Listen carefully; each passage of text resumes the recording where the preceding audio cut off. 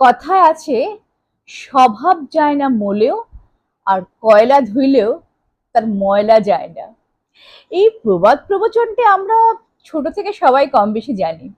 চলুন আজকের এর উপরে একটা গল্প বলি। একটা একটা কনকনে শীতের সকাল, একজন চাষি তার আলের পাশ দিয়ে যাচ্ছেন এবং তিনি দেখতে পেলেন যে প্রায় অর্ধমৃত অবস্থায় একটি সাপ তার আলের পাশে পড়ে আছে। এটি যদি বেশিক্ষণ থাকে তাহলে সে মারা যাবে। আহ, তখন চাষির মনে একটু দয়া হলো।